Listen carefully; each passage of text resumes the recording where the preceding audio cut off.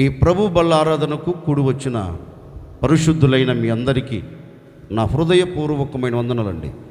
అందరికీ వందనాలు, దేవునికి స్తోత్రాలు. ప్రభు మీకు తోడై ఉండి మిమ్మల్ని అందరినీ ఈ మాసమంతా దీవెనకరంగా మిమ్మల్ని నడిపించును గాక. ఆమెన్. జకరియా ప్రవచన పుస్తకం 2వ అధ్యాయం 10వ వాక్యాన్ని ఒక్కరు క్లుప్తంగా చదువుతారు.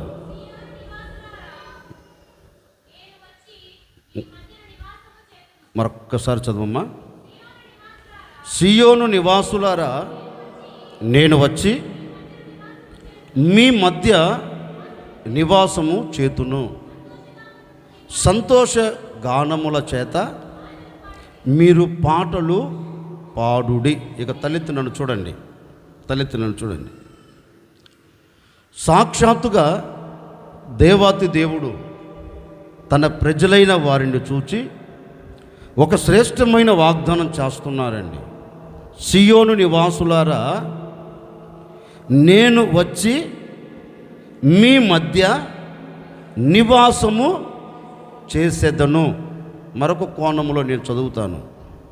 ఈ ప్రభు బల్ల ఆరాధనలో పాలు పొందిన ప్రజలారా, నేను వచ్చి మీ మధ్య నివాసము చేతును. మరొక కోణంలో చదువుతాను.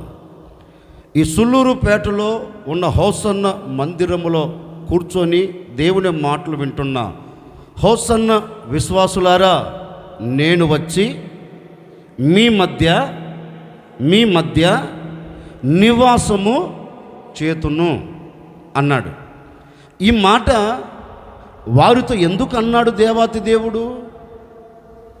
ఈ మాట వారితో చెప్పవలసిన అవసరం ఏంటి అంటే, ఆ ప్రజలందరట సంతోషానికి దూరం అయిపోయారట. ఆ ప్రజల జీవితంలో ఆనందం కరువైపోయింది. సంతోషకరంగా సాగి వెళ్ళవలసిన వారు, ఆనందకరంగా నడిపించబడవలసిన వారు ఆనందం దూరమైపోయి సంతోషం కరువైపోయి వారందరూ ఎలా ఉన్నారు అంటే, వారి నోట సంతోషముతో కూడిన గానం లేదంటండి. అంటే ఇప్పుడు వారి నోట వచ్చే మాట ఏంటి? కన్నీరే. వారి నోట పలుకుతున్న మాట ఏంటి?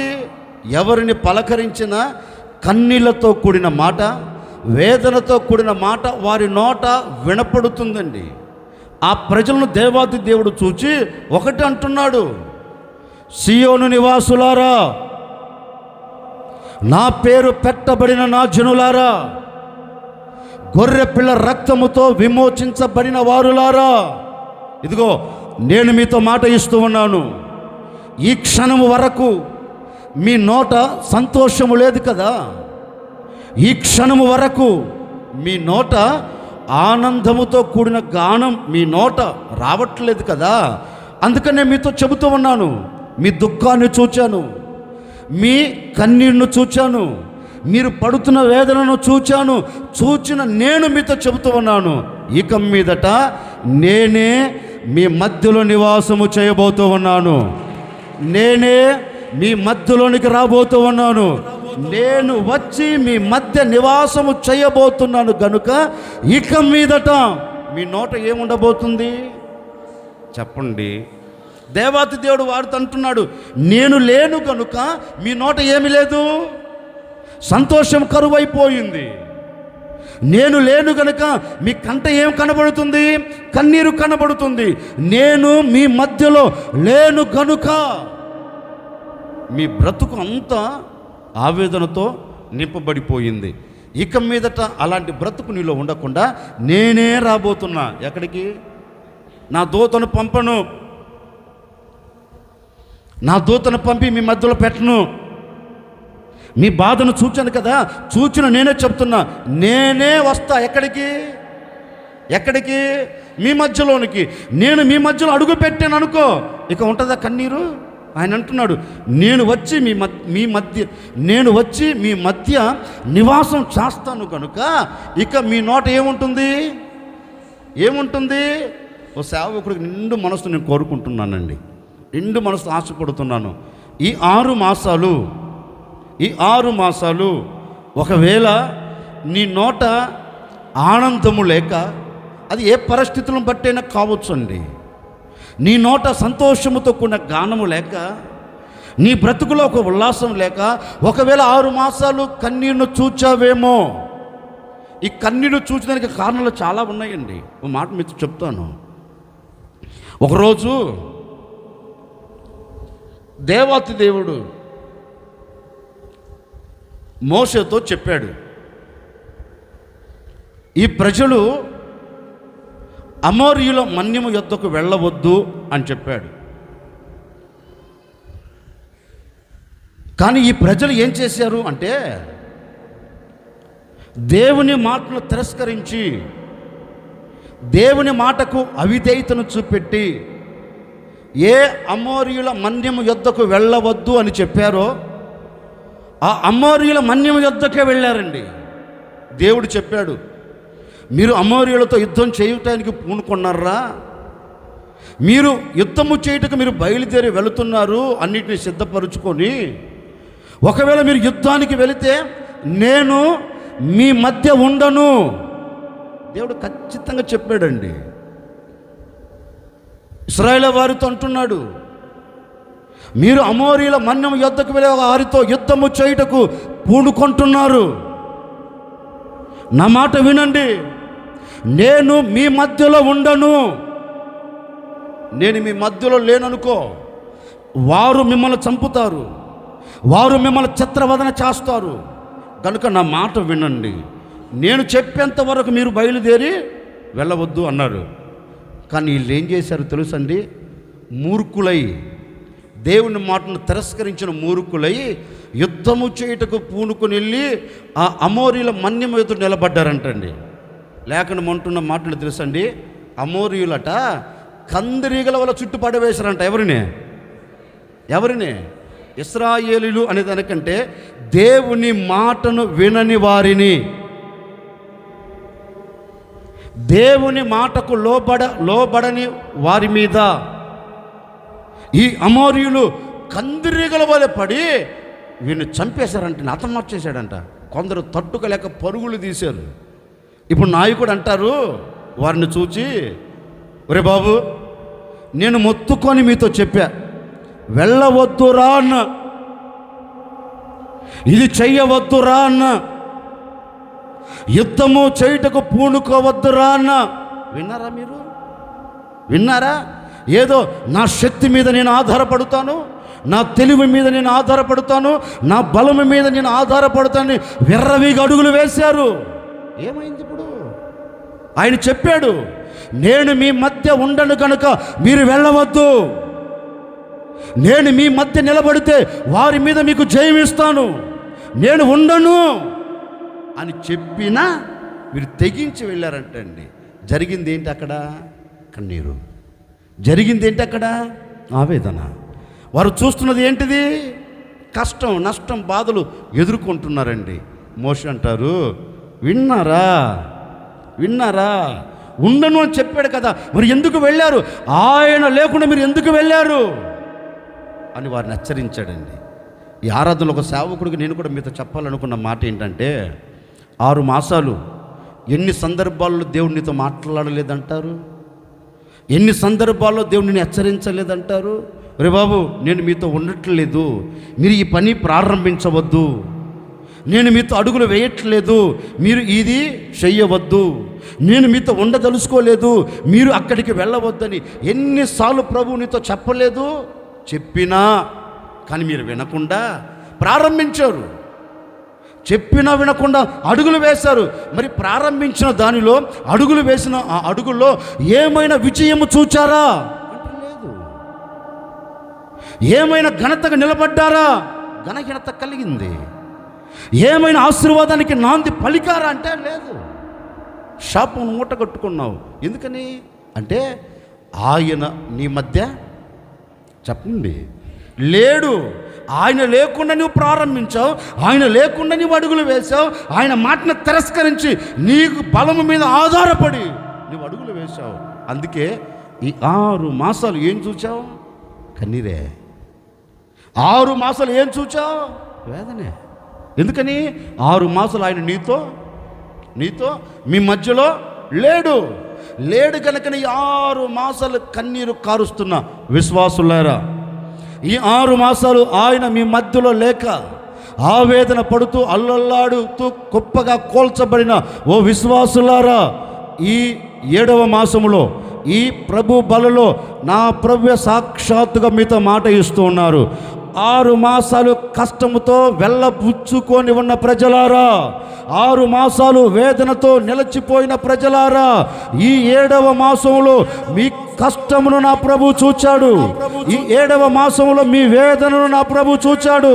ఈ 7వ మాసంలో మీ కన్నిటిని నా ప్రభు చూచాడు. ఈ 7వ మాసంలో మీ అపజయమును నా ప్రభు చూచాడు. ఈ 7వ మాసంలో ఆటుపోట్లు నా ప్రభు చూచాడు. చూచిన దేవుడు మీతో చెప్పకనే చెబుతూ ఉన్నారు.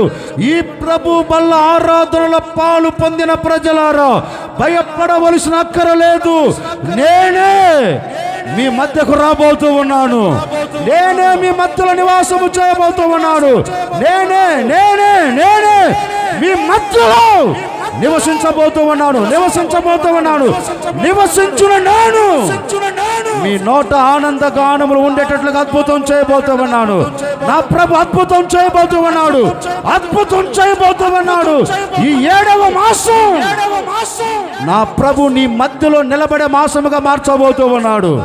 ఆయన ఇప్పటి వరకు నీతో లేడేమో, ఆయన ఇప్పటి వరకు నీ మధ్యలో లేడేమో, నీ కుటుంబంలో లేడేమో, నీ వ్యక్తిగత జీవితంలో లేడేమో, నీ సంఘములో లేడేమో. ఈ మాసంలో నా ప్రభు నీతో చెప్పకను చెబుతూ ఉన్నాడు. నేనే నీ కష్టమును చూచాను కదా, నీ బాధను చూచాను కదా, నేనే వచ్చి మీ మధ్య నివాసం చేసి మీ నోట ఆనందగానములు ఉంచబోతూ ఉన్నాను. గట్టిగా చెప్పకపోయారా? కొంచెం గట్టిగా చెప్పండి. ఆమేన్. ప్రభువే అంటున్నాడు. నేనే చెప్పండి.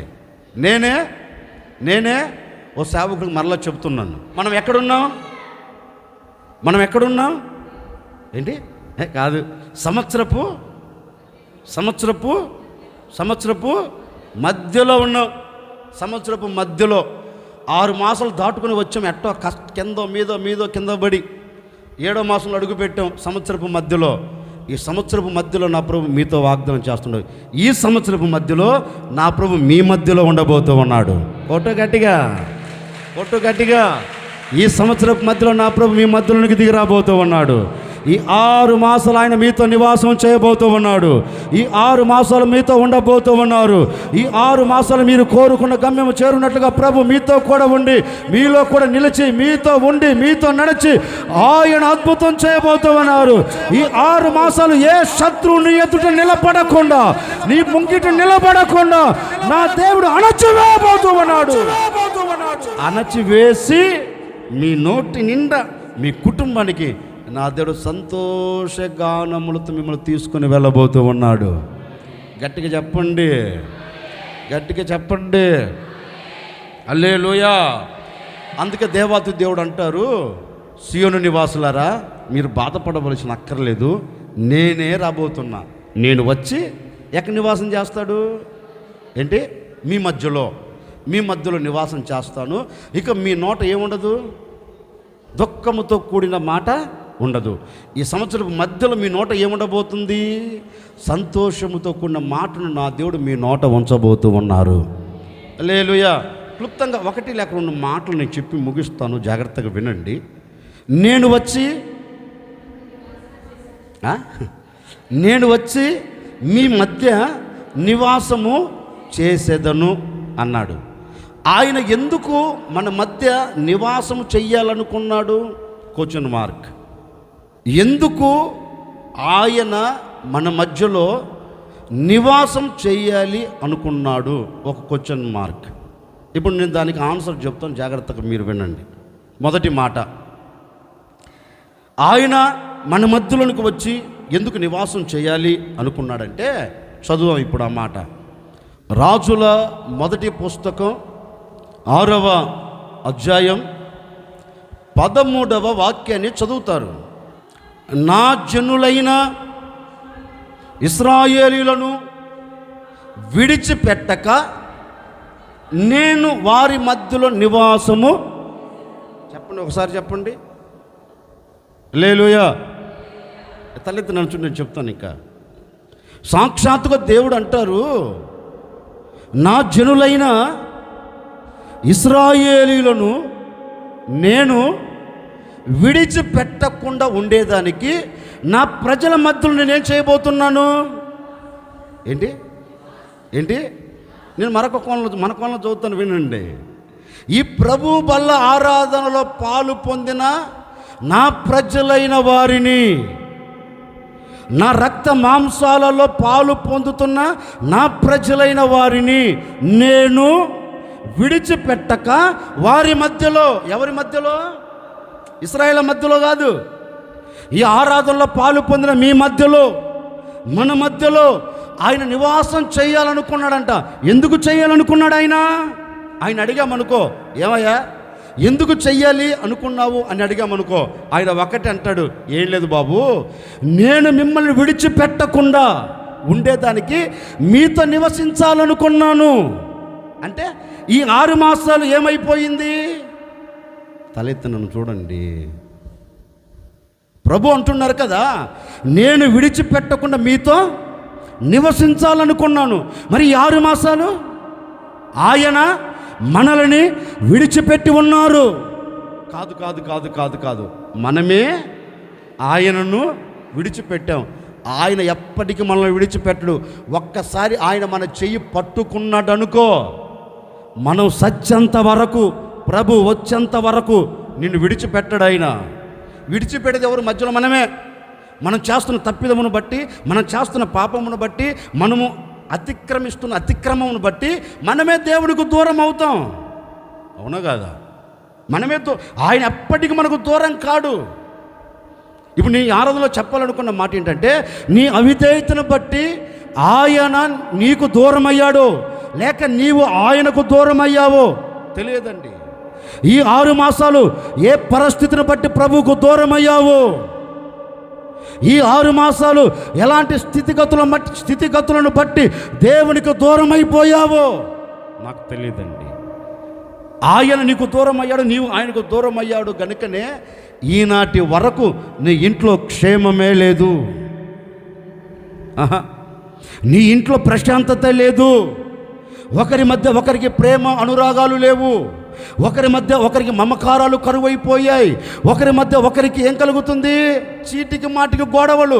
ఎందుకని? నివసించే దేవుడు నీతో నివసించలేదు. ఉండగలిగిన దేవుడు నీ కుటుంబంలో సింహాసనాసీనుడై ఉండలేదు. అందుకే ఈనాటి వరకు నువ్వు ప్రసవ వేదన పడుతున్నావు. ఈనాటి వరకు నీ కుటుంబాన్ని భారంగా ఈడ్చుకుంటూ వెళుతున్నావు. ఎందుకని? ఏ ఒక్కరోజున ఆలోచించావా? ఎందుకు నేను భారంగా ఈడ్చుకొని వెళుతున్నాను, ఎందుకు నా బ్రతుకులో నెమ్మది లేకుండా కొనసాగించబడుతుంది అని ఏ ఒక్క రోజైనా ఆగి ఆలోచించి అడుగు ముందుకు వేస్తున్నావా? లేదు. భారం కలుగుతుందని బాధపడుతున్నావు తప్ప, వేదన కలుగుతుందని కుమిలిపోతున్నావు తప్ప, కృంగిపోతున్నానని నిస్సాయస్థితిలో పడిపోతున్నావు తప్ప, ఏ ఒక్కరోజు కూడా నేను దేవునికి దూరమయ్యాను, నేను దేవునికి దూరమయ్యాను కనుకనే వీటన్నిటిని ఎదుర్కొంటున్నానని ఏ ఒక్కరోజు కూడా నీవు ఆలోచించట్లేదండి. అందుకే ఈరోజు ఆలోచించు, నువ్వు ఎక్కడ దేవునికి దూరం అయ్యావో ఈరోజు ఆ దూరమైన స్థితిని నువ్వు ఎరిగి ప్రభు పాదాలు పట్టుకొని నీవు ప్రభువుని అడిగితే ప్రభువే చెప్తున్నాడు, ఇదిగో ఇప్పటి వరకు నన్ను నీవు దూరం చేసుకున్నావు, నాకు నీవు దూరం అయిపోయావు గనుక ఇప్పటి వరకు ఎలా గతించిపోయిందో తెలియదు. ఇక మీదట మీ కుటుంబాన్ని, నీ వ్యక్తిగత జీవితమును, నీ పిల్లలను నేను విడిచిపెట్టకుండా మీ కుటుంబము చెయ్యి పట్టుకొనుటకు ఈ 7వ మాసములో నా ప్రభువే మీ కుటుంబం మధ్యలో నిలిచి ఉండబోతూ ఉన్నాడు. మీ కుటుంబం మధ్యలో నిలిచి ఉండబోతూ ఉన్నాడు, నిలిచి ఉండబోతూ ఉన్నారు. భయపడకు, ఆయన ఇక మీదట నిన్ను విడిచిపెట్టాడు. విడిచిపెట్టని దేవుడిగా మీ మధ్యలో నివాసము చేయునుగాక, నివసించునుగాక, నివసించునుగాక. ఈ సంపూర్ణమైన ఈ 7వ మాసం, ఈ సంవత్సరపు మధ్యలో నా ప్రభు మీ మధ్యలో నిలిచి మీ చెయ్యి పట్టుకొని మిమ్మల్ని విడిచిపెట్టకుండా అంతం వరకు మీతో నివసించునుగాక. గట్టిగా చెప్పండి, హల్లెలూయా, హల్లెలూయా. నేను ఒక మాట మిమ్మల్ని అడుగుతానండి, ఏమండి, మన దగ్గర అంత డబ్బు, అంత పలుకుబడి, అంత ఆస్తి ఉన్నప్పుడు ఏమున్నప్పుడు చెప్పండి, అందరు మన వాళ్ళు అవుతారు, మన చుట్టూ జనం నిలబడుతుంది. కానీ ఏమీ లేదనుకోండి, చేతిలో చిల్లర పైసలు లేదనుకోండి, నా అనుకున్నవాడు ఎవడైనా ప్రక్క నిలబడుతాడా ఏంటి? ఇంకో మాట చెప్తాను, మనతో నివసించేదానికి, మనల్ని విడిచిపెట్టకుండా మనతో నివాసం చేసేదానికి మన రక్త సంబంధికులు ఇష్టపడతారా? అబ్బా, ఇది గయ్యాలి గంప, దాంతో నేను ఎందుకుంటానంటారు పక్కింటోళ్ళు, బంధువులు. ఇక చెప్పుకుంటూ పోతే చాలా వెళ్ళండి. నేను ఒక మాట చెప్తాను. మన స్నేహితులు కానివ్వండి, మన బంధువులు కానివ్వండి, మన రక్త సంబంధికులు కానివ్వండి, ఆత్మీయులు కానివ్వండి, మనతో నివసించేదానికి ఇష్టపడతారా ఏంటి? ఇష్టపడరు. మన మధ్యలో నివాసం చేసి మన బాగోగులు తెలుసుకొని మన బాగోగుల మధ్యలో విడిపించడానికి ఇష్టపడతారా?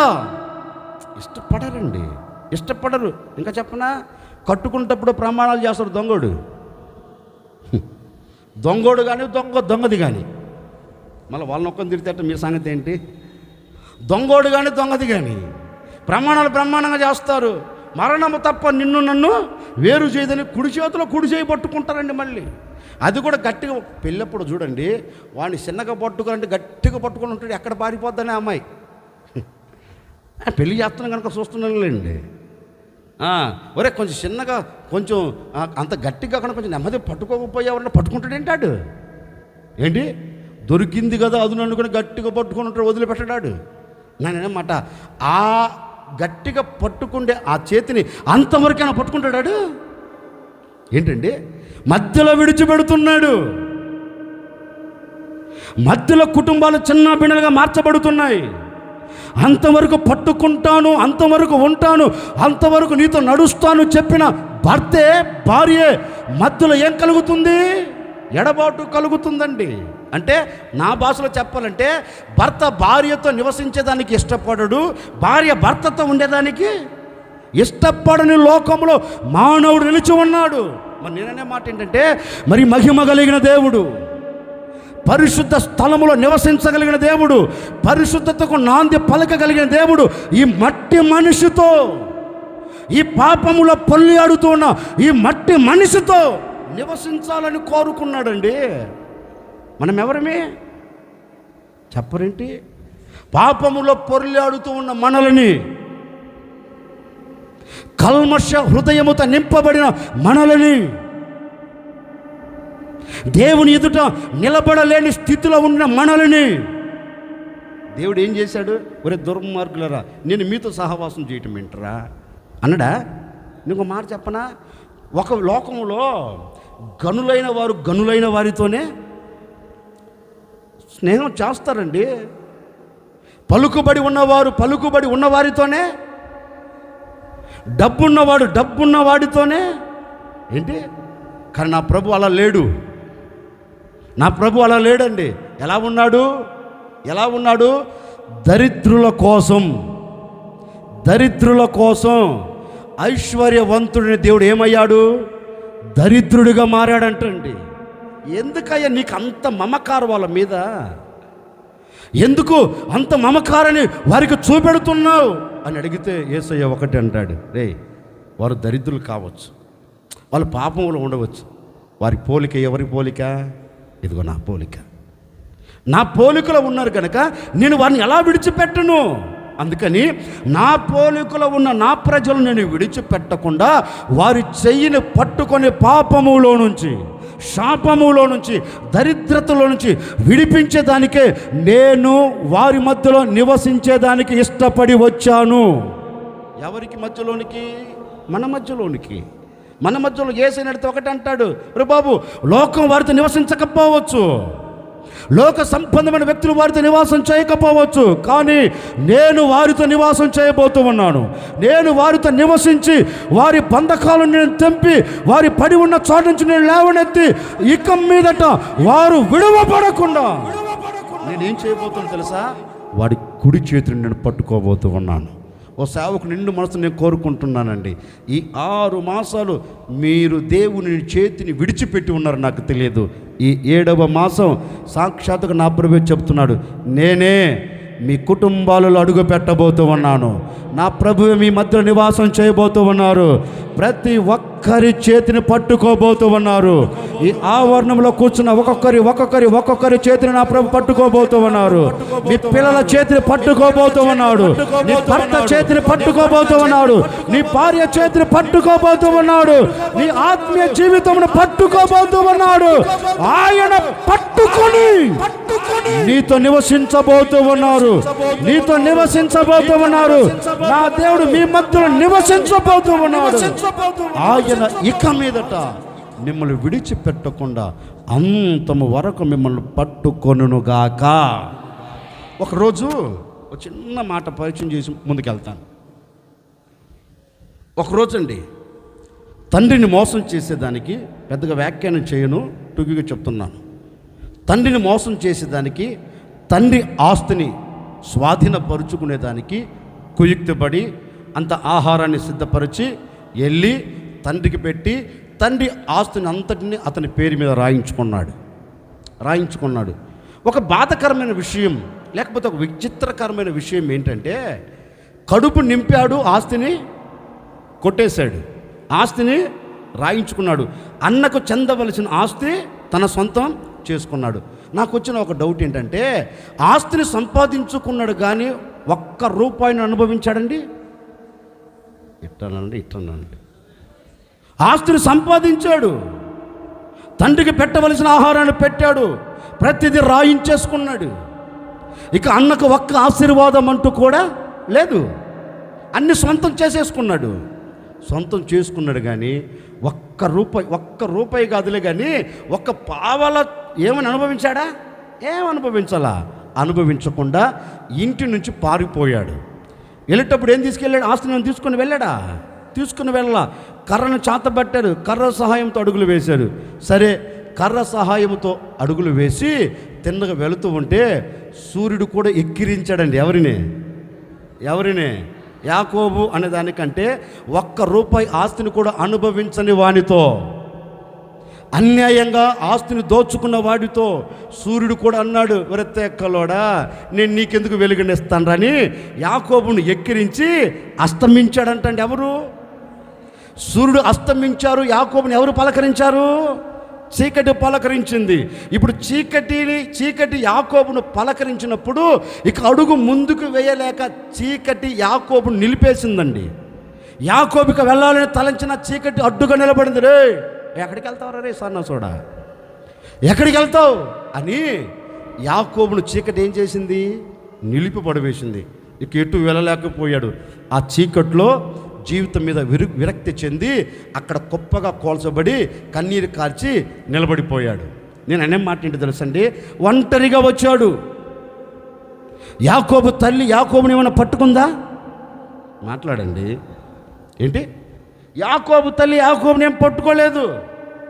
యాకోబు తండ్రి యాకోబుని ఏమైనా పట్టుకున్నాడా? లేడు.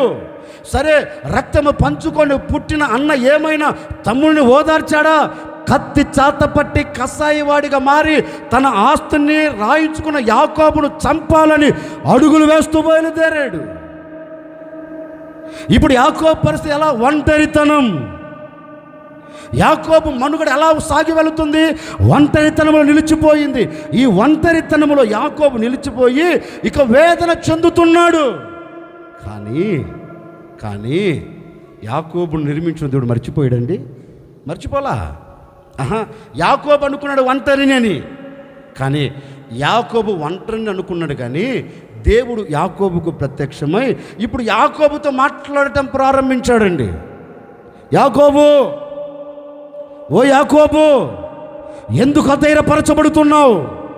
నేనయ్యా ఒంటరిగా నిలబడ్డాను. నా తల్లి నా చెయ్యి విడిచిపెట్టేసింది, నా తండ్రి నా చెయ్యి విడిచిపెట్టేశాడు, రక్తము పంచుకొని పుట్టిన అన్న కత్తి చేతపట్టి కసాయివాడిగా మారి నన్ను చంపాలని కంకణము కట్టుకొని అడుగులు వేస్తున్నారు. ఏం చేయనయ్యా, నాకు పరిస్థితులన్నీ ప్రతికూలంగా మారిపోయాయి. ఈ ప్రతికూలమైన పరిస్థితులలో నుండి నేను బయటికి రాలేకపోతున్నాను. ఒంటరితనం నన్ను వెంబడిస్తుంది. ఏంటా నా జీవితం అని నేను గొప్పగా కోల్చబడుతున్నానయ్యా అంటే దేవుడు అంటారు, అరే పిచ్చోడా, ఎందుకంత కంగారు పడతావు, ఎందుకంత అధైర్యపరచబడతావు? ఇదిగో నీ వారందరినీ విడిచిపెట్టాను కంగారు పడుతుంది. నేను లేనా? దేవుడు అంటున్నాడండి, నేను లేనా? వారు నీకు దూరం అయ్యారని నువ్వు భయపడవలసిన అక్కర్లేదు. ఏం చేస్తున్నాయి మరి? రేపు ఉదయం చూడటం ఏంటి తెక్కమొహమాడ, ఉదయం చూడటం ఏంటి? నేను మాట ఇస్తున్నాను అని యాకోబుతో మాట్లాడటం ప్రారంభించాడండి. యాకోబు, నేను నీతో చెప్పి ఉన్నాను, నేను నీకు తోడై ఉండబోతూ ఉన్నాను, నేను నీతో చెప్పినది నెరవేర్చు వరకు నేను నిన్ను విడవక నీతో కూడా అడుగులు వేయబోతూ ఉన్నాను. ఫోటో గట్టిగా యాకోబుతో ఒక శ్రేష్టమైన మాట చెబుతున్నాడు. యాకోబు, ఒంటరిగా నిలబడ్డానని కలవరపడవద్దు, ఒంటరిగా నిలిచిపోయిన ఆవేదన చెందవద్దు. ఎందుకంటే ఇక మీదట నేను నీతో నివసించబోతూ ఉన్నాను, ఇక మీదట నేను నీ కుడి చేతిని పట్టుకోబోతూ ఉన్నాను. నీవు ఎక్కడికి వెళుతూ ఉన్నా, ఏ చోట నిలబడుతూ ఉన్నా, ప్రతి చోట నేను నీకు తోడై, నేను నీతో చెప్పిన ప్రతి దానిని నెరవేర్చే వరకు నీ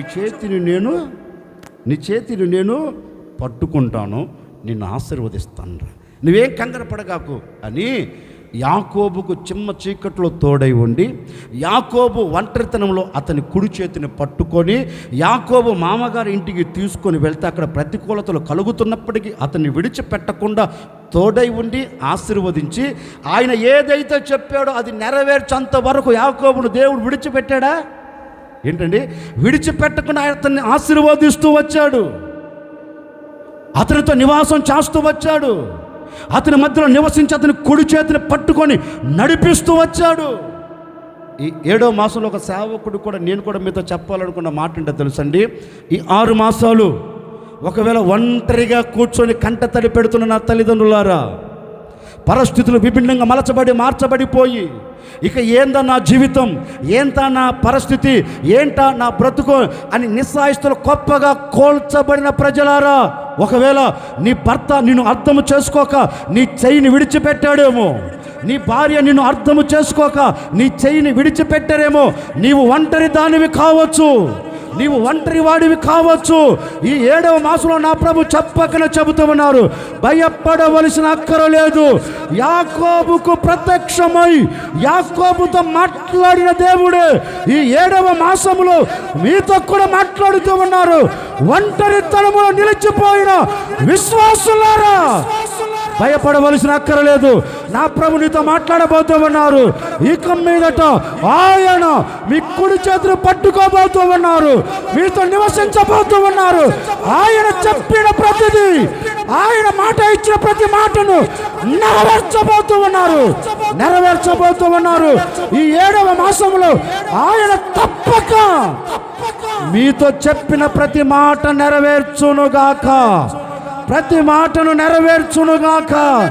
ఏదైతే మీతో చెబుతూ ఉన్నారు, ఏదైతే మీతో మాట ఇచ్చి ఉన్నారు, ఆ మాటను నెరవేర్చడానికి నీ ఒంటరితనంలో నీ చేతిని పట్టుకోబోతూ ఉన్నాడు. నీ ఒంటరితనంలో నీతో నివాసం చేయబోతూ ఉన్నారు. నీ ఒంటరితనంలో ఆయన నీ మధ్య నివసించి తప్పక నువ్వు వెళ్ళవలసిన గమ్యానికి నిన్ను తీసుకొని వెళ్ళి ఆటుపోట్లను అణచివేసి అంచెలంచెలుగా నీ కుటుంబాన్ని ఆశీర్వదించబోతూ ఉన్నాడు. అంచెలంచెలుగా నీ కుటుంబాన్ని దీవెనకరంగా నిలబెట్టబోతూ ఉన్నాడు. నేను ప్రకటించే యేసు క్రీస్తు నీతో చెప్పకనే చెబుతూ ఉన్నాడు. నా ప్రజలైన ఇశ్రాయేలు వారి మధ్య నేను నివాసము చేసి వారిని విడిచిపెట్టక, వారిని వదిలిపెట్టక నేను వారిని ఆశీర్వదించబోతూ ఉన్నాను అని మాట ఇచ్చిన ఆ దేవుడే ఈ ఆరాధన మనతో కూడా మాట ఇస్తున్నాడండి. నిశ్చయముగా ఈ 6 మాసాలు నీవు ఆయన్ని విడిచిపెట్టేవేమో, ఆయన మీ మధ్య లేడేమో. 7వ మాసం మీరు ఆయన పట్టుకోబోతూ ఉన్నారు, ఆయన మిమ్మల్ని పట్టుకోబోతూ ఉన్నారు, ఆయన మీ మధ్యలో నివాసం చేయబోతూ ఉన్నారు. ఇక మీ కుటుంబాలన్నీ స్వర్గసీమలుగా ఉండేటట్లుగా నా ప్రభు అద్భుతం చేయబోతూ ఉన్నారు. స్వర్గసీమలకు మీరు నాంది పలకబోతూ ఉన్నారు. ఎప్పుడు చూడని ఆ సంతోషమును, ఆ సమాధానమును ఈ 7వ మాసములో మీరు అనుభవించెదరుగాక. గట్టిగా చెప్పకపోయారా? హల్లెలూయా. అందుకే ఆయన అంటారు, నా జనులైన ఇశ్రాయేలు వారి మధ్య నేనేం చేయబోతున్నాను. అందుకే యేసుక్రీస్తు కూడా అంటాడండి, నేను నా తండ్రికి ఇష్టడును గనుక ఆయన నా చేతిని పట్టుకొని ఉన్నాడు. యేసుక్రీస్తు కూడా అంటాడండి, నా తండ్రి నా చేతిని పట్టుకొని నాతో కూడా ఉన్నాడు. ఇప్పుడు నేను కూడా మీతో చెప్తున్నానండి, నా ప్రభువు అయిన యేసుక్రీస్తు మీ చేతులన్నిటిని పట్టుకోబోతూ ఉన్నాడు. మిమ్మల్ని విడిచిపెట్టక మీతో ఉండబోతూ ఉన్నాడు. విడిచిపెట్టక మీ మధ్యలో నివాసం చేయబోతూ ఉన్నాడు. నివసించిన ఆ యేసే మీ చేతిని పట్టుకొని మిమ్మల్ని అద్దరికి తీసుకొని వెళ్ళునుగాక. ఒకటి, ఆయన ఎందుకు మన మధ్యలో నివాసం చేయాలి అనుకున్నాడు అంటే, ఒకటి విడిచిపెట్టకుండా మన చేయిని పట్టుకొని మనల్ని ఆశీర్వదించేదానికి. 2 చదువుదాం. యెషయా ప్రవచన గ్రంథం 57వ అధ్యాయం 15వ వాక్యం. అమ్మా, మహాగణుడు, మహోన్నతుడు, పరిశుద్ధుడను ఇలాగ సెలవిచ్చుచున్నాడు, నేను మహోన్నతమైన పరిశుద్ధ స్థలములో నివసించువాడను. చూడండి, అయినను వినయము గల వారి ప్రాణమును ఉజ్జీవింపచేయుటకును, నలిగిన వారి ప్రాణమును వినయము గల వారి యొద్ద, దీన మనసు గల వారి యొద్దను నేను నివసించుచున్నాను. ఇక తలెత్తున్నాను చూడండి, నేను చెప్తాను. యేసయ్యని అడిగామనుకో, ఏమయ్యా నీవు మా మధ్యలోనే ఎందుకు నివాసం చేయాలి అనుకున్నావు అంటే, యేసయ్య ఒకటే మాట అంటున్నాడు. చూడండి, విసికి వేసారిపోయి నలిగిపోయారు ప్రజలు. అక్కడ రాయబడిన మాట అండి, నలిగిన వారిని ఉజ్జీవపరచుటకును. దేవుడు అంటున్నారు, నా ప్రజలైన వారు ఎలా ఉన్నారు? నలపబడుతూ వచ్చారు. నా ప్రజల జీవితంలో ఒక ఉజ్జీవం లేదు, ఉజ్జీవం సల్లారిపోయింది. ఒక్కప్పుడు ఉన్న ఆ ఉజ్జీవం, ఒక్కప్పుడు ఉన్న మాట్లాడేంటండి, ఒక్కప్పుడు ఉన్న ఆ వెలుగు, ఒక్కప్పుడు ఉన్న ఆ తేజస్సు, ఒక్కప్పుడు ఉన్న ఆ ప్రకాశవంతమైన జీవితం ఇప్పుడు లేదు. ఎందుకు లేదు అంటే, నలపబడిపోయారంట. దేనిని బట్టి? పరిస్థితులను బట్టి నలపబడుతున్న వీరి జీవితంలో ఏం కరువైపోయింది అంటే, ఉజ్జీవం కరువైపోయిందండి. ఉజ్జీవం కరువైపోయినందువలన దేవాది దేవుడు అంటారు, ఇక మీదట మీరు ఆ మరణావస్థలోనికి వెళ్ళకుండా, మీరు ఆ మరణావస్థలో నిలబడకుండా, మీ పరిస్థితి నేను చూచాను కదా, నేను ఇప్పుడు ఏం చేస్తున్నానంటే, నేను పరిశుద్ధ స్థలములో నివాసము చేయకుండా వేవేల దూతల సమూహములతో నేను స్తుతించబడడానికి ఇష్టపడటం లేదు.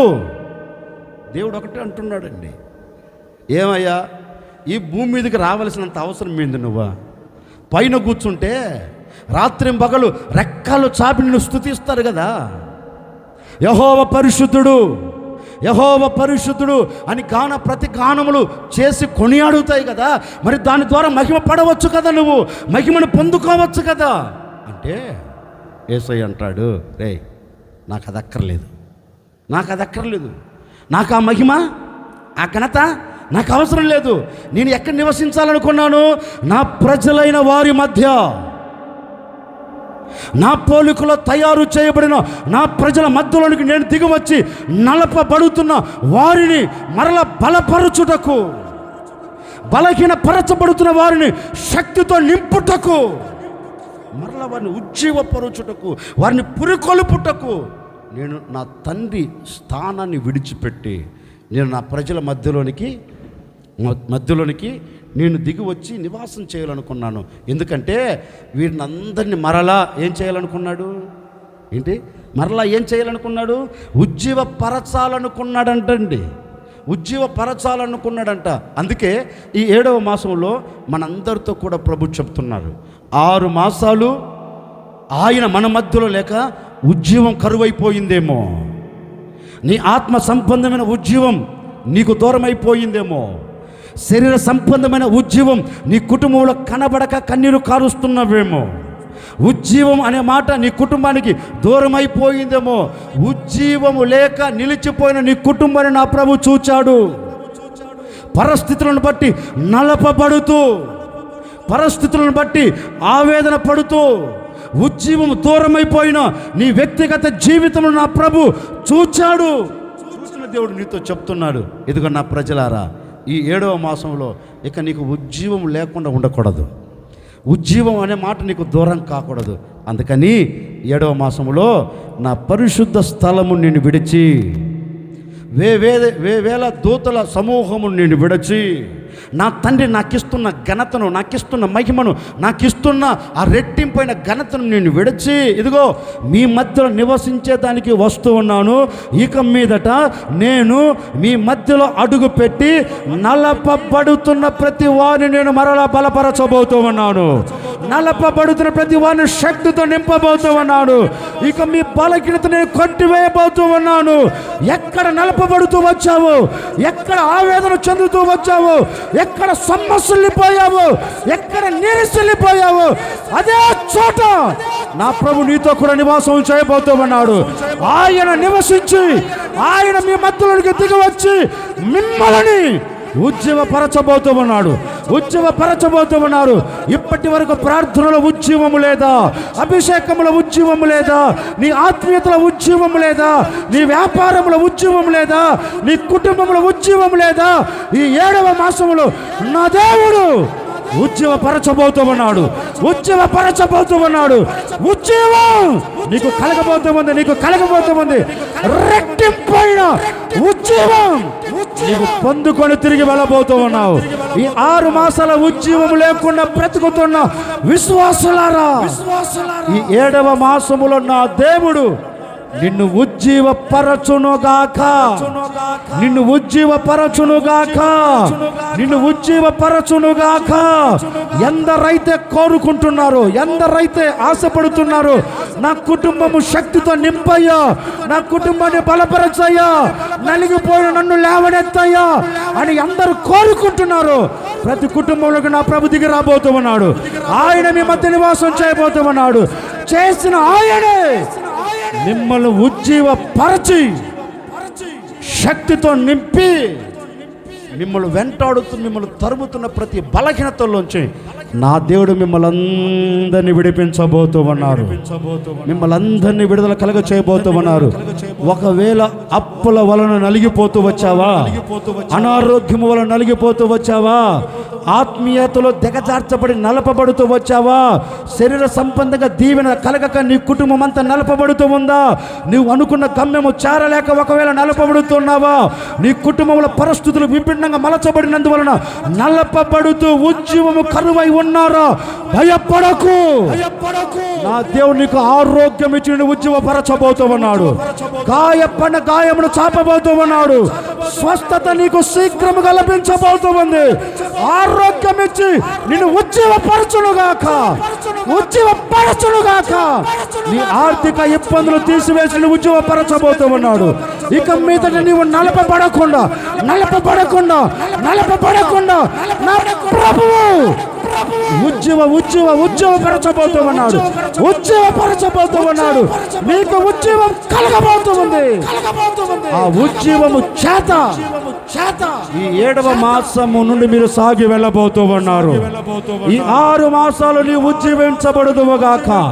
ఈ 6 మాసాలు నా దేవుడు ఉజ్జీవంతో నింపునుగాక.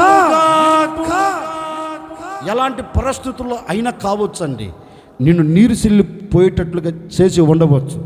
కృంగిపోవలసిన అక్కర్లేదు. నలిగిన నీ కుటుంబాన్ని నా ప్రభు చూచాడు.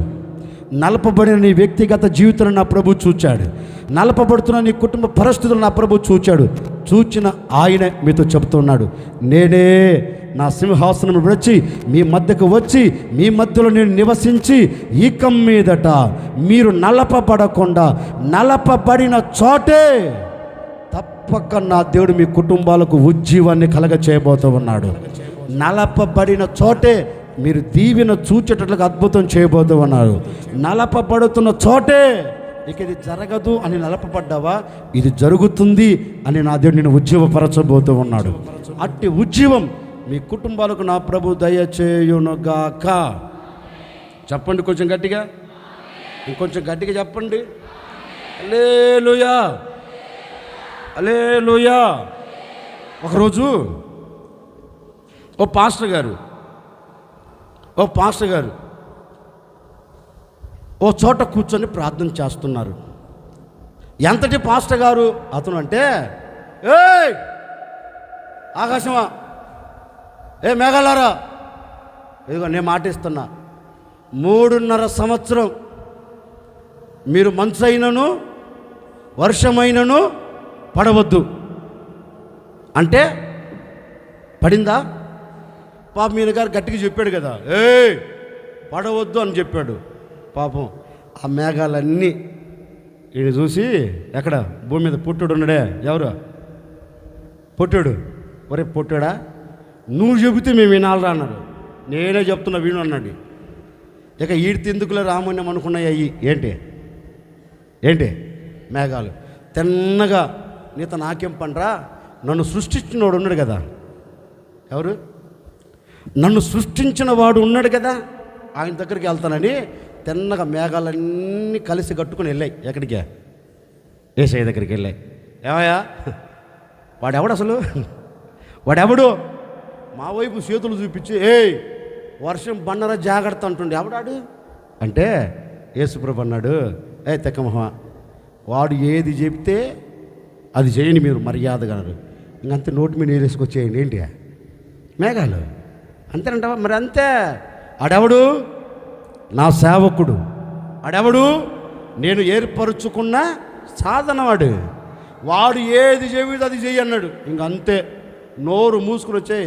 బాబా పాటర్ గారు, నీకు ఒక దండం రసామే, నువ్వు చెప్పినట్టే వింటాం. ఎక్కడికి వచ్చారు? వెళ్ళావు, ఏం చేస్తావు? ఏం చెప్పాడు? మరి ఆయన చెప్పిన ఒకటే, నేను చెప్పిన సేవకుడు అంటున్నాడు, ఆయన చెప్పిన ఒకటే, నేను చెప్పిన ఒకటే. ఎందుకని? నేను ఎవరిని సన్నిధులు నిలిచి ఉన్నానో ఆ యెహోవా జీవము తోడు నేను చెప్తున్నా, ఆజ్ఞాపిస్తున్నాను, విను. ఇంకెందుకు వినయ్యా? వెంట ఆ నిలిచిపోయాయి. మరల కొంచెం ఈయనకు ఆవేశం వచ్చినా ఇంకా ఆయన, ఏ ఆకాశమా కురువు ఏంటిదే, అది మీకు తెలిసింది, అగ్ని. మరి ఆకాశం ఏం కురిసింది? ఏంటి? అగ్ని కురిపించాడు. ఇంకో మాట చెప్పనా, నీళ్ళు అగ్నిని ఆరిపేస్తాయా, అగ్ని నీళ్ళని ఆరిపేస్తుందా? అడిగిన దానికి సమాధానం చెప్పండి.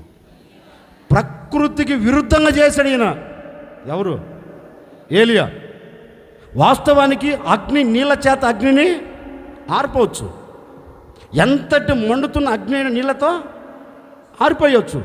కానీ ఆయన పరలో ఆకాశం అగ్ని కురిపిస్తే ఆ అగ్ని వచ్చంట నీళ్ళన్నిటిని ఆరిపేసిందంటండి అగ్ని. ప్రకృతికి విరుద్ధం అది. జరిగిద్దా? మరి చేశాడు. అంతటి ఘనతో నిలబడిన యాజకుడు అతను, అంతటి ఘనంగా పిలువబడుతున్న దైవ సేవకుడు. ఆకాశం నుండి వర్షం కురవమంటే కురిసింది, అగ్ని కురిపించమంటే కురిపించాడు. కానీ ఒకరోజు ఈ పాస్టర్ గారికి పోస్ట్ అని ఒక ఉత్తరం వచ్చింది. పాస్టర్ గారు అనుకున్నారు ఇది ఏదో చెక్కు అనుకున్నాడు. ఏ చెక్కు? ఏదో చెక్కు అనుకున్నాడు. ఏ చెక్కు? ఏం మాట్లాడేంటండి? డబ్బు చెక్కు. ఏదో నాకు ఒక పోస్ట్ వచ్చింది, దీంట్లో ఏదో అంతో ఇంతో ఉంటాయి అని అడావుడిగా వెళ్ళాడు, సంతకం చేశాడు, సింపాడు, తీశాడు. ఇక చదవటం ప్రారంభించాడండి. ఎప్పుడైతే చదవటం ప్రారంభించాడో అయ్యగారికి బీపీ డౌన్ అయిపోయింది. వాళ్ళంతా చెమటలు పట్టేశాయి. ఏం చేస్తున్నా అర్థం కావట్లేదు, ఏం చేయటం అర్థం కావట్లేదు. తిన్నగా ఇది తీసి పక్కన పడేసి తిన్నగా మూటెముళ్ళ సర్దుకొని తన దగ్గర ఉన్న బ్రదర్ని పిలిచి, ఒరే ఇక మన సేవ చేయలేం కానీ నా మాట విను, మూటెముళ్ళ సర్దుకో.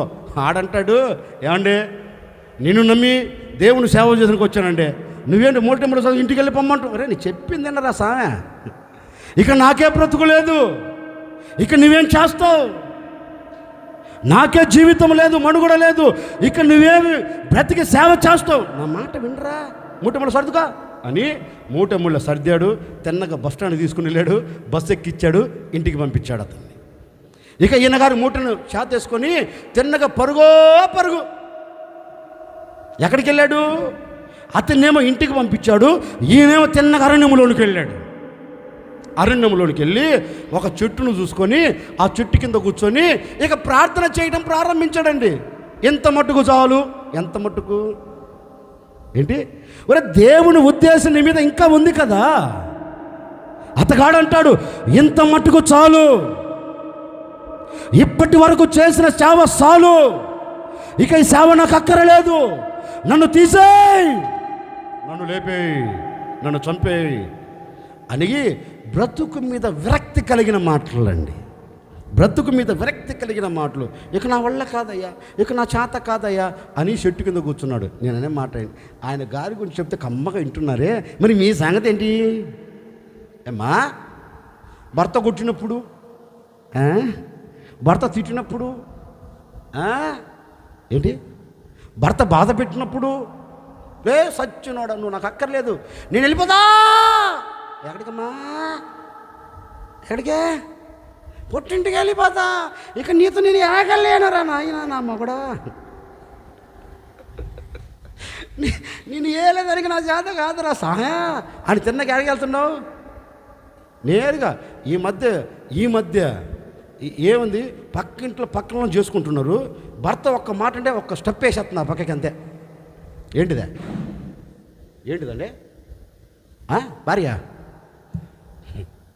ఇక నేను ఇది ఆగలేని పక్కనే కదా ఇళ్ళు, లేకపోతే పక్క ఊరే కదా, అవునా కదా, పక్క ఊరే 2-3 కిలోమీటర్లు 3-4 కిలోమీటర్లు, ఇక అంత జంపు 10-15 నిమిషాలు ఎక్కడ ఉంటుండే? ఎందుకమ్మా? ఇక నా వల్ల కాదు, నా చేత కాదు, నేను ఆగలేను అని ఏం చేస్తున్నావు? సతికిల పడుతున్నావు. ఒక చిన్న సమస్య కలగగానే మీరైనా పరిస్థితుల ప్రభావాలు విభిన్నంగా మలచబడిన మరుక్షణం మీ నోట వచ్చే మాట ఏంటో తెలుసా? ఇక ఇది నా వల్ల కాదు, నేను ఈ సంసారాన్ని ఆగలేను, నేను ఈ పిల్లలను ఆగలేను, నాకు ఈ కుటుంబం వద్దు అనే మాట మన నోట వస్తుంది. కానీ ఏమండి, నేను దీన్ని జయించగలుగుతానని చెప్పగలుగుతున్నారా? లేదు. ఆయన గారు కూడా అదే, ఇక నా వల్ల కాదులయ్యా, నా చేత కాదులయ్యా, నన్ను లేపేయి, తీసుకెళ్ళిపో. ఆమె ఎందుకు చంపాలి, నువ్వే తీసేసుకోలు. నాకు ఎప్పుడు ఆ మాట చదివితే ఒక డౌట్ వస్తుందండి. ఇప్పుడు యేసు ప్రభు గారు అతను చంపాడు అనుకో, ఇప్పుడు యేసు ప్రభుని అంటాడు, నువ్వు హత్య చేసావు నన్ను అంటాడుగా, అన్నాడు. నేననే మాట, సత్యవాడు వెళ్ళి నుయ్యిలో గుయ్యిలో దిగి సాగొచ్చుగా. అబ్బా అట్ట సావుడు, మరలా అట్ట సావుడు. దేవుని దగ్గరకు వచ్చి నన్ను లేపాయి, నన్ను చంపాయి అంటే ఇప్పుడు యేసు ప్రభు ఎవరు? దోషవాలా? నిన్ను చంపి పాపని మూట కట్టుకోవాలా? ప్రార్థన చేసే దాంట్లో కొంచెం జ్ఞానం అన్న ఉండాలి కదండి. కొంచెం జ్ఞానం లేదు, జ్ఞానం లేక మాట్లాడుతాను. నన్ను లేపేయి అన్నాడు.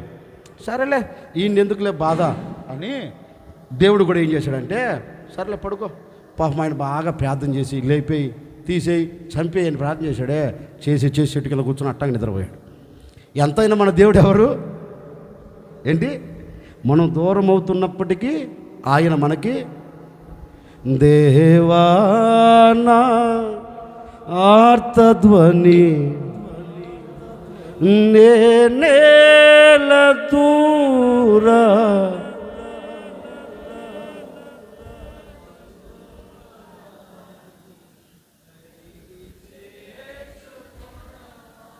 అని పాడాలి వాస్తవానికి. అవునా కదా? అది పాడకుండా నిమ్మకం నెత్తి పడుకున్నాడు. ఎట్టా కరుణ కలిగిన దేవుడు కదా, దిగి వచ్చి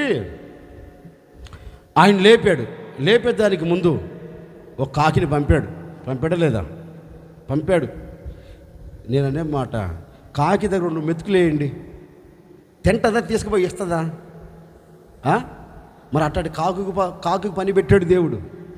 తిన్నక కాకి చెప్పాడు, తిక్కమొహలారా వాడు సమస్యలు పోయాడు, పడుకున్నాడు, వెళ్ళండి అమ్మ, ఎందుకు ఈ గోళ, ఎందుకు వెళ్ళండి, మళ్ళీ వాడు కడుపు కాల్చుకొని పడుకుని నాకు బాధ, నాకు అసలు తట్టుకోలేను, నువ్వు వెళ్ళు అంటే పాప మా కాకి కూడా అడిగినట్టుంది, అయ్యా రొట్టె ఎక్కడ తీసుకెళ్ళాలి నేను, ముక్క ఎక్కడ పెట్టాలి, ఎక్కడ సన్నాసుడికి ఎక్కడ ఏం చేస్తున్నా పాపం. నేను ఆలోచించింది కాకి ఊరంతా తిరిగి అంత పిండి తీసుకొని ఒక పెండని తీసుకొని ఆ రొట్టె చేసే దాన్ని ఏమంటారు అమ్మా, కాల్చేది పెన్నం తిక్కమొహమా, రొట్టె రుద్దుతారే పెన్నమా, కాల్చేదని పెన్నం అంటారు, రుద్దేదని ఏమంటారు, ఏదొకట్లే. మీరు అసలు ఆడోళ్ళో కదా, నాకే డౌట్ వస్తుంది. ఏదొకట్లేండి. పాపం ఎక్కడెత్తుకుందో రుద్దే కర్ర, ఆ కర్ర కింద ఉన్న చెక్క ముక్క, అంత పిండి, అంత నూనె, అంత నీళ్లు, అన్ని రాళ్ళు, అన్ని కర్రలు, అంత అగ్గిపెట్టి తీసుకుని వెళ్ళి ముట్టేసింది. పాపం బాగా రుద్దింది. ఏంటిదే? అట్లాగే రాశారు బైబిల్లో. కాకులు లేనిది వ్యాఖ్యానం చేస్తున్నా. మరి కాకి ఎక్కడ దొరికి, రొట్టె ముక్క ఎక్కడ దొరికిందంటారు? ఎక్కడ వేడి అప్పుడే కాల్చి, అక్కడెక్కడ కాలుస్తే అరణ్యంలో చల్లగవదు. అప్పుడేమో హాట్ బాక్స్లు ఉన్నాయా అమ్మా? లేవు. మరి రాజుగారి ఇంట్లో అన్నం ఉంది, అక్కడ కాల్సిన రొట్టె తీసుకొని చల్లగా అవుద్దా లేదా? వాక్యం అంటుంది వేడిది పెట్టాడంట ఆయనకి, చల్లది కాదు. అప్పుడు నేను ఆలోచించిన, ఏలే గారు పడుకున్నాడు, ఏలే గారు తల పక్కన పొయ్యి పెట్టింది. ఏంటిదే? కాకి పొయ్యి పెట్టి వేడికి నిప్పుల మీద కాల్సిందంట. ఏంటిదే? రొట్టె ముక్క కాల్చి వేడిగా లేపి, రే సన్నాసోడా పడుకున్న లే అని లేపి ఆ రొట్టె ముక్క పెడితే కనీసం ఎక్కడిదని అడిగాడా? మీరు బైబిల్లో చదవండి, మనకెందుకు అంత కష్టం చదవటం అంటారా? బైబిల్లో చదవండి. బైబిల్లో తిన్నాడంట, మళ్ళీ ఏం చేశాడంట? మళ్ళీ పడుకున్నాడంట. సోమరుడు బాగా వేడిగా కాల్చిపెట్టే కాకులు పీకల దాకా తిన్నాడు. తిని మళ్ళీ కమ్మగా పడుకున్నాడంట. ఇక దేవుడు కూడా మళ్ళీ వచ్చి లేరాదే సన్నాసోడ లే అని లేపి ఆ రొట్టె ముక్క బలము చేత ఏలియా ఎన్ని రోజులు వేడిగా కాల్చబడిన ఆ రొట్టె ముక్క చేత 40 రాత్రింబగలు ప్రయాణం కొనసాగించాడంటండి.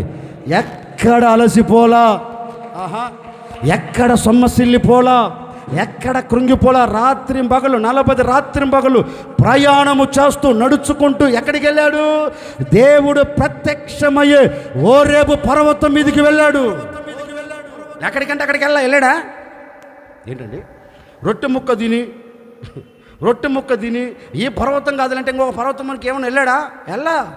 ఎక్కడ దేవుడు ప్రత్యక్షమవుతాడో, ఎక్కడ తనతో దేవుడు మాట్లాడుతాడో, ఎక్కడ ప్రత్యక్షమై తనకు సూటిగా హెచ్చరిక చేస్తాడో అక్కడికి వెళ్ళి నిలిచి ఉన్నాడంటండి.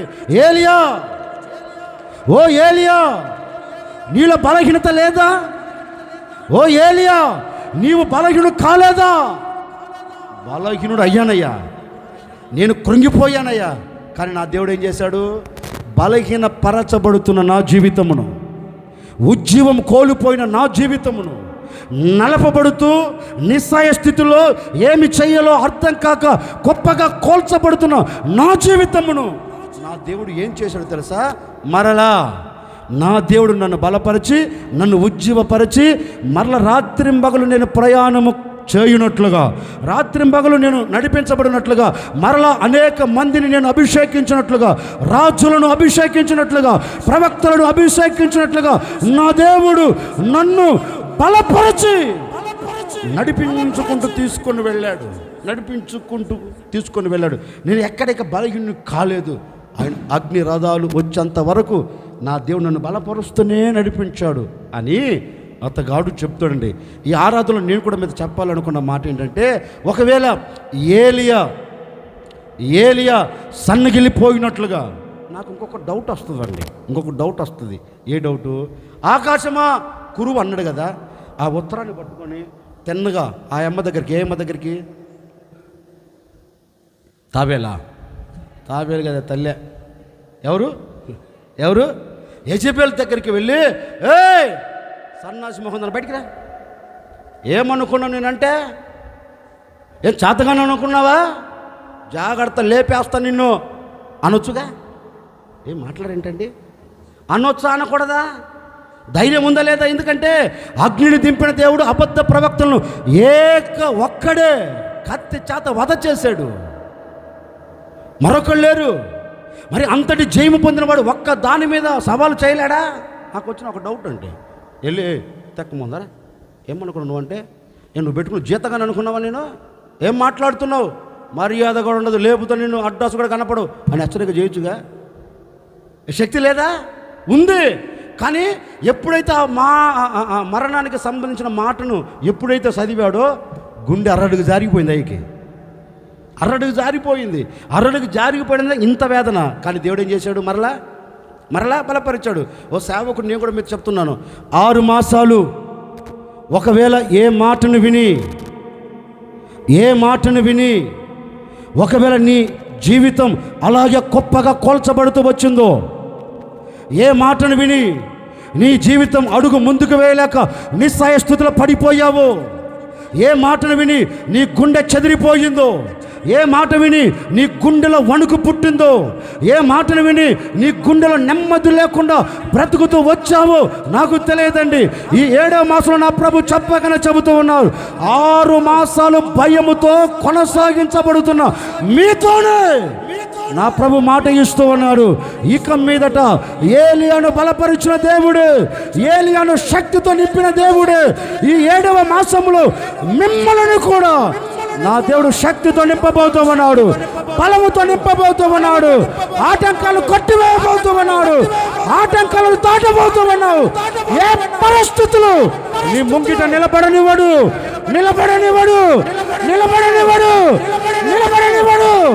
ఇక మీదట నా దేవుడు శక్తితో నింపబోతూ ఉన్నాడు, బలముతో నింపబోతూ ఉన్నాడు. ఎక్కడ నువ్వు సన్నగిలిపోకుండా, సొమ్మసిల్లిపోకుండా నా దేవుడు తన శక్తితో నిన్ను బలపరచబోతూ ఉన్నాడు. ఏది వినినా, ఏది చూచినా, ఏది నీ ముంగిటి నిలబడినా వాటన్నిటి నా ప్రభు అణచివేయబోతూ ఉన్నాడు. ఈ సంవత్సరపు మధ్యలో ఒక అద్భుతం జరిగించబోతూ ఉన్నాడు. ఈ సంవత్సరం మధ్యలో ఒక సూచక క్రియ నువ్వు చూడబోతూ ఉన్నావు.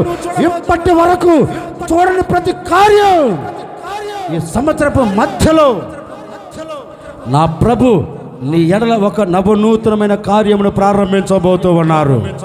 నవనూతనమైన కార్యము జరిగించబోతూ ఉన్నారు. భయపడకుండా నీవు ధైర్యముగా నిలబడు. నా ప్రభు నీ శక్తితో నింపబోతూ ఉన్నాడు. నీ బలహీనతను తీసివేయబోతూ ఉన్నాడు. ఎక్కడ నీకు బలహీనత కలిగిందో, ఏ చోట నీవు బలహీనపరచబడుతూ వచ్చావో అదే చోట రెట్టింపైన బలమును దయచేయబోతూ ఉన్నాడు. రెట్టింపైన శక్తితో నింపబోతూ ఉన్నాడు. ఇప్పటి వరకు పొందుకోనని శక్తి ఒక్కొక్కరు అనుభవించబోతూ ఉన్నారు. ఒక్కొక్కరు పొందుకోబోతూ ఉన్నారు. నా దేవుని బలము చేత నీవు ప్రాకారము దాటబోతూ ఉన్నావు. నీ సమస్యను దాటబోతూ ఉన్నావు. ఆటంకాలను దాటబోతూ ఉన్నావు. అవంతరాలను దాటబోతూ ఉన్నావు.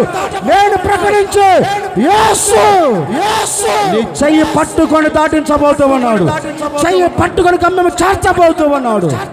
ఎక్కడ నీవు నీరుసిల్లిపోకుండా, ఎక్కడ నీవు నలపబడకుండా ఇక మీదట నలపబడిన నీ జీవితమును నా ప్రభు నీతో నివసించి నీ జీవితం ఉజ్జీవపరచబోతూ ఉన్నాడు. ఉజ్జీవాన్ని కలగ చేయబోతూ ఉన్నారు. నిన్ను ఉజ్జీవపరచి క్షేమకరమైన చోట నా దేవుడు మిమ్మల్ని అందరినీ నిలబెట్టునుగాక. అందుకే దేవాతి దేవుడు అంటారు, నేను పరిశుద్ధ స్థలమును విడిచి నేను మీ మధ్యలో ఎందుకు నివసించాలని కోరుకున్నాను అంటే, నేను మిమ్మల్ని ఉజ్జీవపరుచుటకు, లేక నేను మిమ్మల్ని బలపరుచుటకు, నేను మిమ్మల్ని క్షేమకరమైన చోటికి తీసుకొని వెళ్ళుటకు నేనేం చేయబోతున్నానంటే, ఈ మాసములో మీ మధ్యలో నేను నివసించబోతూ ఉన్నాను. ఓ సేవకుడిగా నా ముగింపు మాటలుగా నేను మీ అందరితో చెబుతున్నానండి. దేనిని చూచి అధైర్యపరచబడ్డావో, ఒకవేళ నీ చదువులా, నీ ఉద్యోగమా, నీ వ్యాపారమా, నీ చేతి పనే, నీ ఆత్మీయ స్థితే, నీ కుటుంబ పరిస్థితే, నీ పిల్లల, నీ భర్త, నీ భార్య, ఏదైనా కావచ్చండి. దేని ద్వారా మీరు అలజడి కలిగి, దేని ద్వారా మీరు ఆటుపోట్లు ఎదుర్కొంటూ ఒకవేళ నల్లపబడుతూ నిస్సాయస్తులు గొప్పగా కోల్చబడ్డారో నాకు తెలియదండి. 7వ మాసం నా ప్రభు చెప్పకని చెప్తున్నాను, నేనే మీ మధ్యలో అడుగు పెట్టబోతున్నాను. నేనే మీ మధ్యలోనికి దిగి వచ్చి ఇక మీదట ఎలాంటి పరిస్థితులు మీ మీద పెత్తనము చేయకుండా వాటన్నిటిని నేను తీసివేసి మిమ్మల్ని అందరినీ నేను ఉజ్జీవపరచబోతూ ఉన్నాను. కొట్టండి గట్టిగా, గట్టిగా. మిమ్మల్ని అందరినీ నేను చేయబోతున్నా. చెప్పండి, ఎక్కడి నుంచి? ఇంకో కోణం చెప్తా. ఎక్కడి నుంచి? ఒకవేళ ప్రార్థనలో ఉజ్జీవం లేదా, పరిశుద్ధతలో ఉజ్జీవం లేదా, పరిచర్యలో ఉజ్జీవం లేదా, నీ ఆత్మ సంబంధమైన ఎదుగుదల విషయంలో ఉజ్జీవం లేదా, శరీరపరంగా నీ కుటుంబంలో ఉజ్జీవం లేదా, మీరు ఏ విషయంలో ఉజ్జీవం లేదో 7వ మాసంలో ప్రార్థనలో నా దేవుడు మిమ్మల్ని అందరినీ ఉజ్జీవపరచబోతూ ఉన్నాడు. ఆత్మలో ఉజ్జీవపరచబోతూ ఉన్నాడు. పరిచర్యలో ఉజ్జీవపరచబోతూ ఉన్నారు. నీ కుటుంబంలో నీ ఉజ్జీవపరచబోతూ ఉన్నారు. నీ ఉన్న చోట నీకు ఉజ్జీవం కలగబోతూ ఉంది. చూస్తున్న వారందరి ఎదుట నీవు ఉజ్జీవపడినట్లుగా నా దేవుడు ఒక అద్భుతమైన కార్యము జరిగించబోతూ ఉన్నాడు. ఒక అద్భుతమైన కార్యం జరిగించబోతూ ఉన్నారు. ఎక్కడ నిలపబడ్డావో అక్కడ ఉజ్జీవం, ఎక్కడ ఘనగిరితలు చూచావో అక్కడ రెట్టింపైన ఘనత నా ప్రభు నీకు దయచేయునుగాక. హల్లెలూయా. అందుకే ఆయన అంటాడు, నేనే వచ్చి మీ మధ్య ఎవరొచ్చి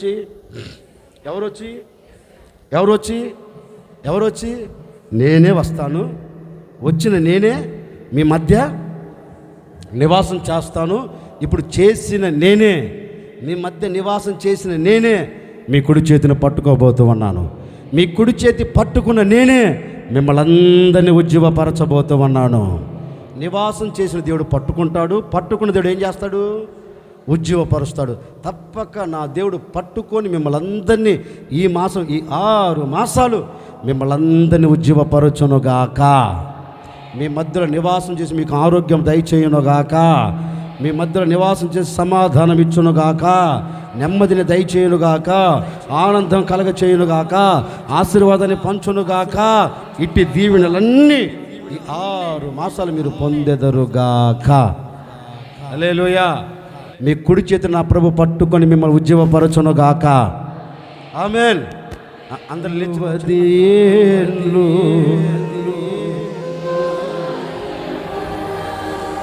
మోసినది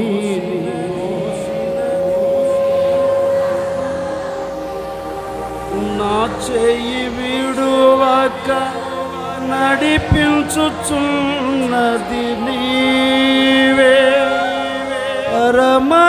పరమరాజ్యములో నీతో నిలుచుటకు అనుగ్రహించితివే.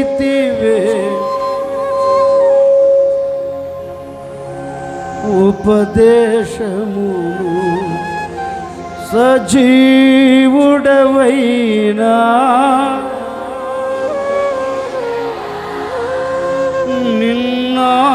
నిన్నాశ్రయించిన సహాయుడవై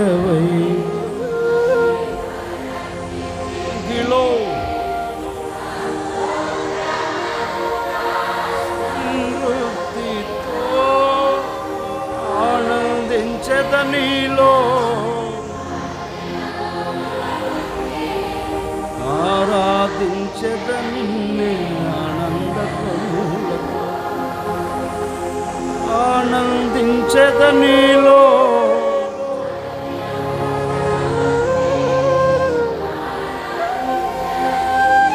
ఆనందధ్వనులతో. చిన్న ప్రార్థన చేసుకోండి.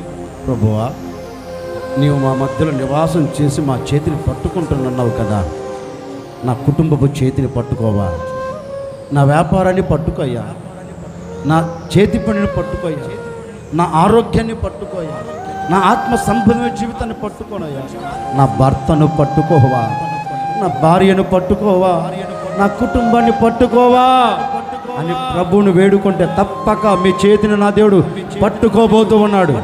మీ కుడి చేతిని పట్టుకోబోతూ ఉన్నాడు. మీ కుడి చేతిని పట్టుకోబోతూ ఉన్నాడు. నీ చేతిని పట్టుకొని ఉజ్జీవ పరచబోతూ ఉన్నాడు. ఉజ్జీవం కలగబోతూ ఉంది.